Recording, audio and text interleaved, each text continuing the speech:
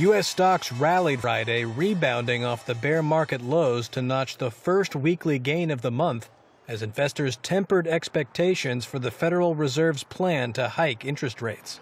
This after a University of Michigan survey showed that while U.S. consumer sentiment fell to a record low in June, Americans saw a marginal improvement in the outlook for inflation. Rod von Lipsey is a managing director at UBS Private Wealth Management. Perhaps investors are believing that the market has been overly pessimistic. With last week's hawkish Fed, there's probably a higher likelihood that we could maneuver ourselves to a soft landing. And so the traders are coming back and saying maybe things are overly pessimistic. And so we're seeing a little bit of support in the markets this afternoon.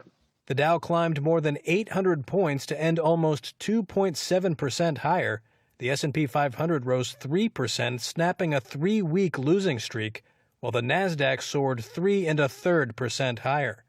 Bank stocks rallied after the Fed's annual stress test exercise showed that the country's big banks have enough capital to weather a severe economic downturn.